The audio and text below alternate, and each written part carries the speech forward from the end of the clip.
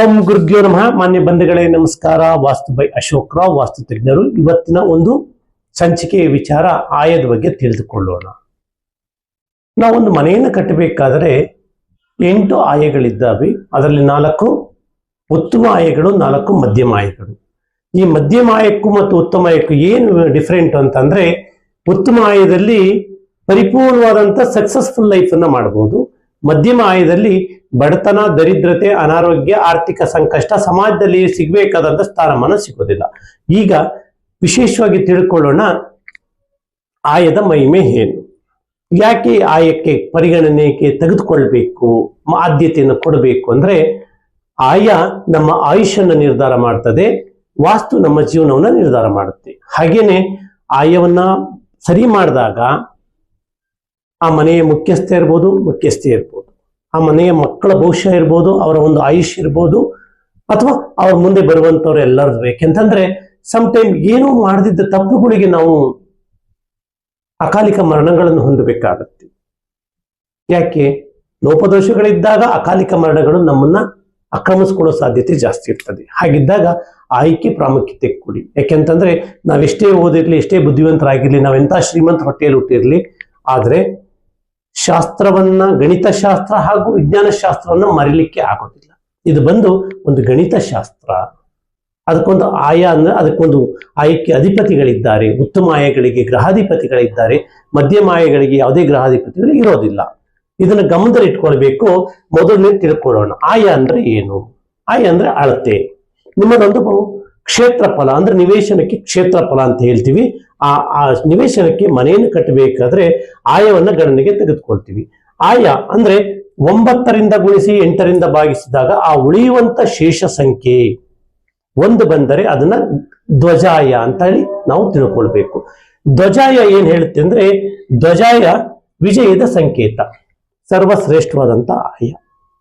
ನೀವು ಮನೆಗಳಿಗಿರ್ಬೋದು, ದೇವಸ್ಥಾನಗಳಿಗಿರ್ಬೋದು, ಅಥವಾ ನಿಮ್ಮೊಂದು ಕಾಲೇಜಿಗಿರ್ಬೋದು, ಸ್ಕೂಲಿಗಿರ್ಬೋದು, ಗುರುಕುಲಕ್ಕಿರ್ಬೋದು, ಯಾವುದೊಂದಕ್ಕೆ ಬೇಕಾದ್ರೂ ಕಟ್ಟಡಗಳನ್ನ ಧ್ವಜಾಯದಲ್ಲಿ ಮಾಡ್ಬೋದು. ಯಾವುದು ಅದಕ್ಕೆ ಜಾತಿ ಭೇದ ಇಲ್ಲ. ಯಾಕೆಂದ್ರೆ ವಿಜ್ಞಾನಕ್ಕಾಗ್ಲಿ, ಗಣಿತ ಶಾಸ್ತ್ರಕ್ಕಾಗ್ಲಿ, ವಿಜ್ಞಾನ ಶಾಸ್ತ್ರಕ್ಕಾಗ್ಲಿ ಜಾತಿ, ನೀವು ಯಾವ ಜಾತಿ, ಯಾವ ಕುಲ, ಗೋತ್ರ ಕೇಳಲ್ಲ. ನೀವು ಸರಿಯಾಗಿದ್ರೆ ಅದ್ರ ಫಲವನ್ನು ಅನುಭವಿಸ್ಬೋದು. ಹಾಗಿದ್ದಾಗ ಧ್ವಜಾಯ ವಿಜಯದ ಸಂಕೇತ, ಸರ್ವಶ್ರೇಷ್ಠವಾದಂತ ಆಯ ಎಂದು ಹೇಳಿದಾಗ ಎಲ್ಲದಕ್ಕೂ ಆಗಿ ಬರ್ತದೆ. ಗ್ರಹಾಧಿಪತಿ ಬಂದು ಗುರು. ಗ್ರಹಾಧಿಪತಿ ಬಂದು ಗುರು ಇರೋದ್ರಿಂದ ತುಂಬಾ ಒಳ್ಳೆಯ ಆಯ. ಇನ್ನೊಂದು ಇದರದ್ದು ಮಹತ್ವ ಇನ್ನೊಂದು ತಿಳ್ಕೊಳ್ಬೇಕು. ಈ ಆಯದಲ್ಲಿ ಮನೆ ಕಟ್ಟಿದವರಿಗೆ ಧನಧಾನ್ಯ ಸಂಪತ್ತಿನಲ್ಲಿ ಯಾವುದೇ ತರದ ನಷ್ಟ ಆಗೋದಿಲ್ಲ. ಇದರ ವಿಶೇಷತೆ. ಮತ್ತೆ ಸಂತಾನ ಭಾಗ್ಯವನ್ನು ಕರುಣಿಸುವಂತ ಆಯ. ಮತ್ತೆ ಶತ್ರುಗಳು ಸೃಷ್ಟಿ ಆಗೋದಿಲ್ಲ. ಒಂದು ವೇಳೆ ನಿಮಗೆ ಶತ್ರುಗಳು ಇದ್ದಾರೆ ಅಂತ ಅಂದ್ಕೊಳ್ಳೋಣ, ಅವರು ಒಂದು ದಿವಸ ನಿಮ್ಮನ್ನ ಮಿತ್ರತ್ವವನ್ನು ಬಯಸ್ತಾರೆ. ಯಾಕೆ? ಉದಾಹರಣೆಗೆ ನಾನೇ ಹೇಳ್ತೀನಿ. ನನ್ನ ಮನೆ ಧ್ವಜಾಯದಲ್ಲಿದೆ. ನನ್ನ ನೆರೆಹೊರೆಯಲ್ಲಿ ಸ್ವಲ್ಪ ಯಾವ ಆಯದಲ್ಲಿ ಕಟ್ಟಿದ್ರು ಅದನ್ನ ನಾವು ಯಾಕೆ ನೋಡ್ಲಿಕ್ಕೆ ಹೋಗೋಣ. ನೀರಿನ ವಿಚಾರಕ್ಕೆ ಸ್ವಲ್ಪ ಮುಖ ದಪ್ಪ ಮಾಡ್ಕೊಂಡಿರ್ತಾರೆ. ಬಟ್ ನಾನು ನನ್ನ ಅಂತರಾತ್ಮದಲ್ಲಿ ನಾನು ಅವ್ರನ್ನ ಕ್ಷಮಿಸ್ತಾ ಬರ್ತಾ ಇದ್ದೀನಿ. ಯಾಕೆ ಹೇಳಿ? ಧ್ವಜಾಯದಲ್ಲಿ ಫಸ್ಟ್ ನಾನು ಆಗಿರ್ಲಿಲ್ಲ, ತುಂಬಾ ನಾನು ಚೇಂಜ್ ಆಗ್ಬಿಟ್ಟಿದ್ದೀನಿ. ಧ್ವಜಾಯದಲ್ಲಿ ಮನೆ ಕಟ್ಟಿದ್ದೀನಿ.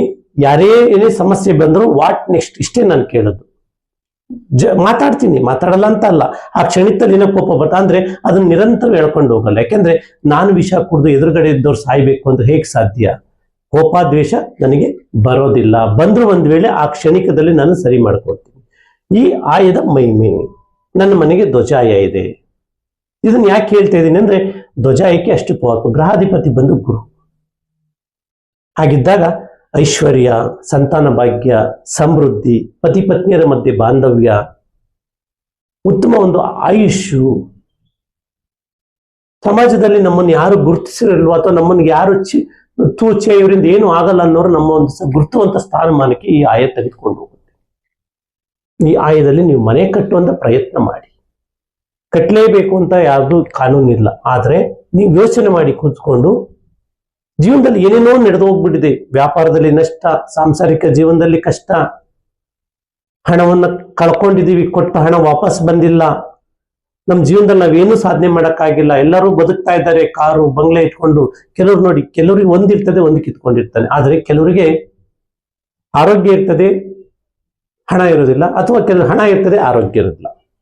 ಇಂಥ ಸಮಸ್ಯೆಗಳು. ಹಾಗಿದ್ದಾಗ ಇದು ಹಣವನ್ನು, ಐಶ್ವರ್ಯವನ್ನು, ಆರೋಗ್ಯವನ್ನು, ಆಯುಷನ್ನು, ಸಂತಾನ ಭಾಗ್ಯವನ್ನು, ಸಮೃದ್ಧಿಯ ಜೀವನವನ್ನು, ಸಮಾಜದಲ್ಲಿ ಒಂದು ಸ್ಥಾನಮಾನ ಗೌರವವನ್ನು, ಹಾಗೆ ನಮ್ಮಿಂದ ಕಲ್ತಂತ ವಿದ್ಯೆಯನ್ನು ನಾವು 10 ಜನಕ್ಕೆ ಹಂಚಬೇಕು ಒಂದು ಮನೋಭಾವನೆಯನ್ನು ತಂದುಕೊಡುವಂತ ಆಯ ಯಾವುದಾದ್ರೂ ಇದೆ ಅಂದ್ರೆ ಅದು ಧ್ವಜಾಯ.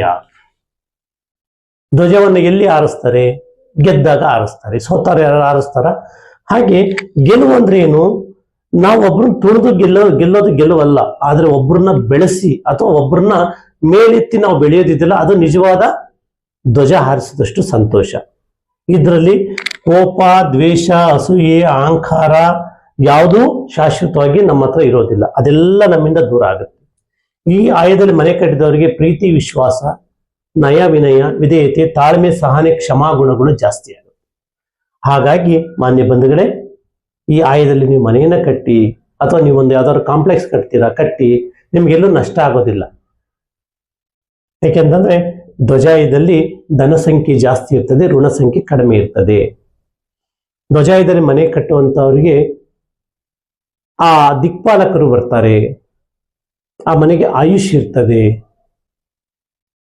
ತುಂಬಾ ತುಂಬಾ ಒಳ್ಳೆಯ ಆಯ.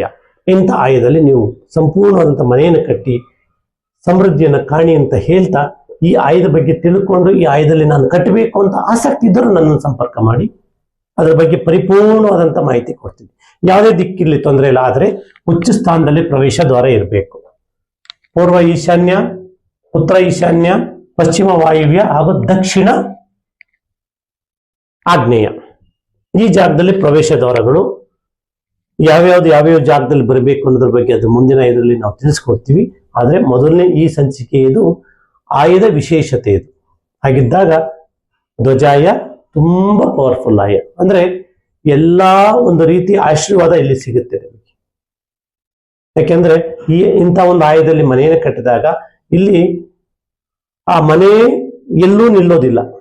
ಹಣ ಇಲ್ಲ ಅಂದ್ರೆ ನಿಮ್ಮ ಮನೆ ಮುಂದೆ ನಡ್ಕೊಂಡು ಹೋಗುತ್ತೆ. ಒತ್ತಡವಾದಂಥ ಸಾಲ ನಿಮ್ಮ ಮೇಲಿಲ್ಲ, ಸಾಲ ಮಾಡುತ್ತಿದ್ರೂ ಅತಿಯಾದ ಒತ್ತಡ ನಿಮಗಿರೋದಿಲ್ಲ.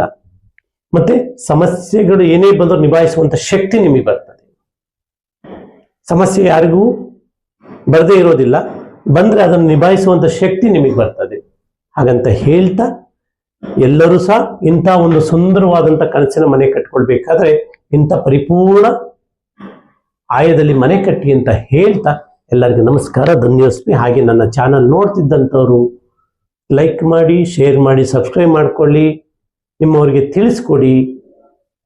ನಿಮಗೆ ಏನಾದರೂ ಆ ಥರ ಅನುಮಾನಗಳಿದ್ದಾಗ ಪರಿಪೂರ್ಣವಾಗಿ ನನ್ನನ್ನು ಸಂಪರ್ಕಕ್ಕೆ ಬಂದು ನನ್ನನ್ನು ಭೇಟಿಯಾಗಿ ತುಂಬ ಚೆನ್ನಾಗಿ ನಿಮಗೆ ಮಾಹಿತಿ ಬಗ್ಗೆ ಕೊಡ್ತೀನಿ ಅಂತ ಹೇಳ್ತಾ ಮತ್ತೊಮ್ಮೆ ಎಲ್ಲರಿಗೂ ನಮಸ್ಕಾರ, ಧನ್ಯವಾದ.